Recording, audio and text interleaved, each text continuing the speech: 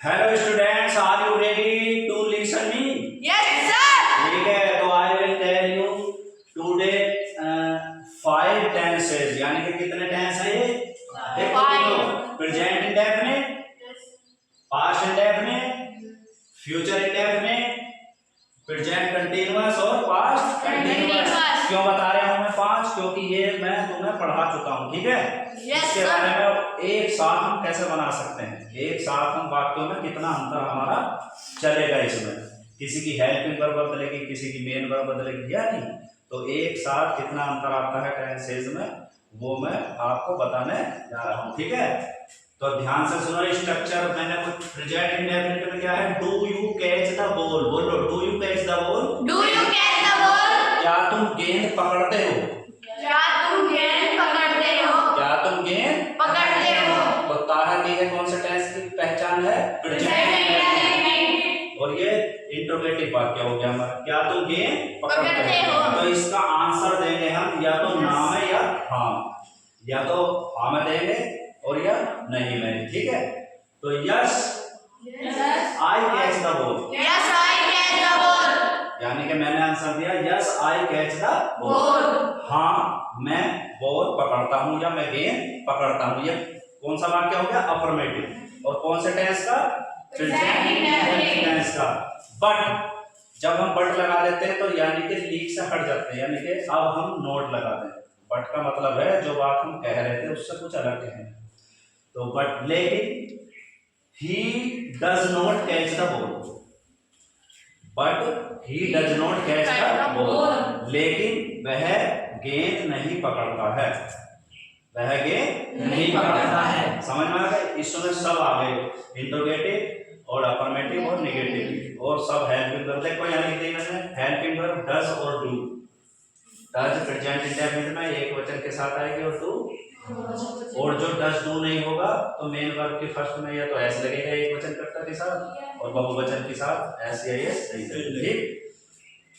तो इसे एक बार और बोलेंगे, do you catch the ball, do you catch the ball, catch the ball, do you catch the ball, do you catch the ball, catch the ball, do you catch the ball, yes I catch the ball, yes I catch the ball, catch the ball, yes I catch the ball, yes I catch the ball, yes I catch the ball, but he does not catch the ball, but he does not catch the ball, he does not catch the ball. But he does not catch the ball. तो हमारा present indefinite clear है।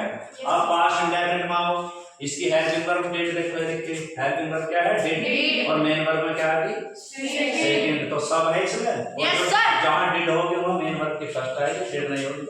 चलो, did you catch the ball, did you catch the ball, did you catch the ball, did you catch the ball, तुम गेंद पकड़ते थे, क्या तुम गेंद पकड़ते थे, क्या तुमने गेंद पकड़ी, क्या तुमने गेंद पकड़ी। ये पास्ट इंडेफिनिट की पहचान हो गई। Yes sir. अब इधर कहता है यस, यस हाँ आई caught the ball, I caught the ball, caught the ball, yes I caught the ball, हाँ मैंने गेंद पकड़ी।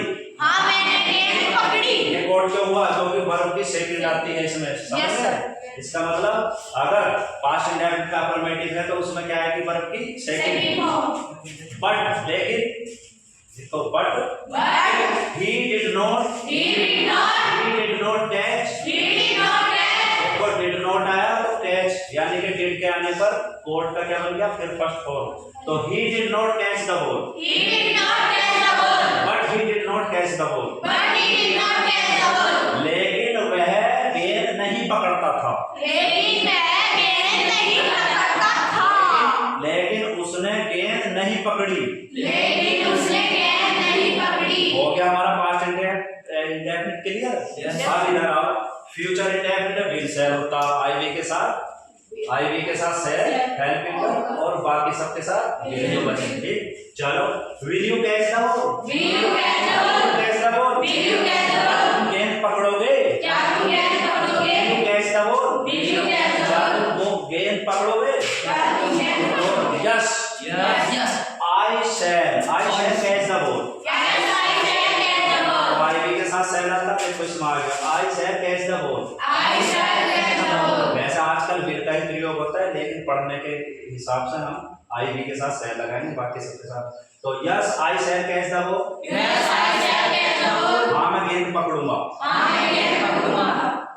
बट लेकिन, बट इसका अर्थ है लेकिन, तो अब बदलेंगे यानी कि नोट में he will not catch the ball He will not catch the ball.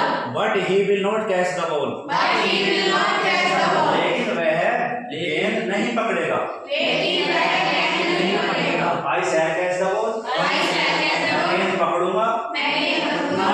but he will not catch the ball He will not catch the ball. लेकिन वह बॉल नहीं पकड़ेगा गेंद नहीं पकड़ेगा अब इस मॉडल प्रेजेंट कंटीन्यूअस यानी कि जारी रहना प्रेजेंट में ठीक है इज आर एम इसकी हेल्पिंग वर्ब देखो ये लिख दी इज आर लिख दिया इज एक के साथ आर अनेक के साथ और एम आई के साथ चलो और वर्ब की फर्स्ट में आईएनजी लगेगा या बिफोर कहेंगे हम जी चलो are you catching the ball Are you catching the ball? Are you catching the ball Are you catching the ball? Are you catching the ball Are you catching the ball? क्या तुम गेंद पकड़ रहे हो क्या तुम गेंद पकड़ रहे हो? Yes I am catching the ball I am catching the ball. और फ्लुएंटली बोलेंगे तो I am catching the ball I'm catching the ball. I am catching the ball I'm catching the ball. हाँ मैं गेंद पकड़ रहा हूँ मैं गेंद पकड़ रहा हूँ. आई के साथ है हमारे Yes sir. अब इधर चलो बट लेकिन But लेकिन he is not catching the ball he is not catching the ball. but he is not catching the ball But he is not catching the ball. लेकिन वह गेंद नहीं पकड़ रहा है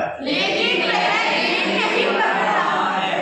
तो प्रेजेंट कंटीन्यूअस भी क्लियर हो गया Yes sir. अब आगे इसमें चलो अब इधर चलते हैं पास्ट कंटीन्यूअस यानी कि था ही रहा था तो were you catching the ball Were you catching the ball? were you catching the ball Were you catching the ball? अगर देखो वर किसके साथ आएगा अनेक के साथ और बाज आएगा एक के साथ है सिंगल ठीक है Yes, और इसमें sir. भी मेन वर्ब की फर्स्ट आईएनजी यानी कि जिसे बी4 का नाम दिया ठीक तो were you catching the ball Were you catching the ball?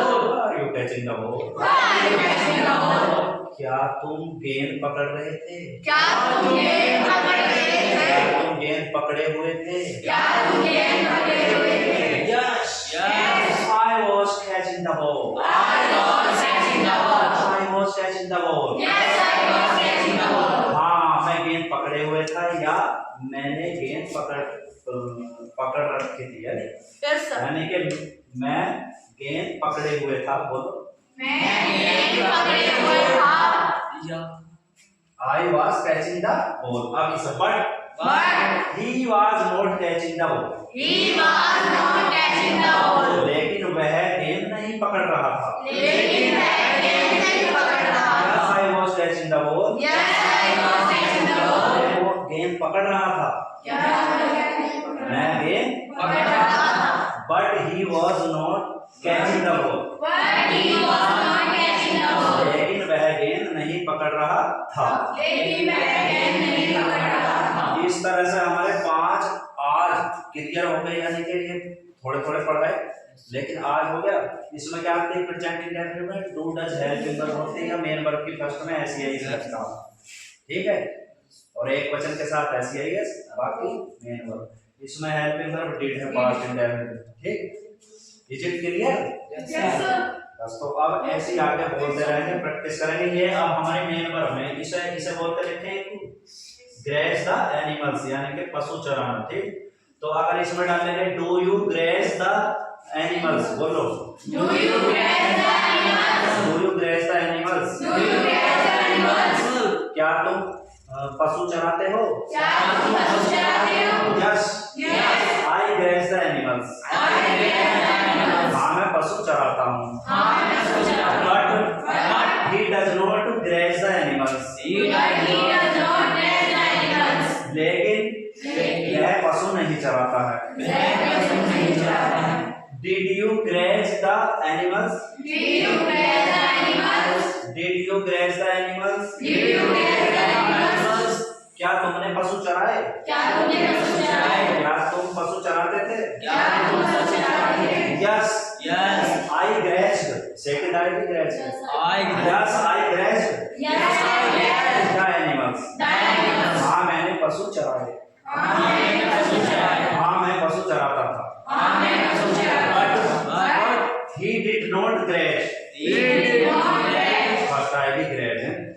But he did not graze the animals. But he did not graze the animals. लेकिन लेकिन उसने पशु नहीं चराए। मैं समझता हूँ सभी टेंसेस सभी सेंटेंसेस तुम्हारी समझ में आए। तो थैंक्स फॉर वाचिंग वीडियो, और मेहनत करते रहो, लगे रहो, स्वस्थ रहो, मस्त रहो।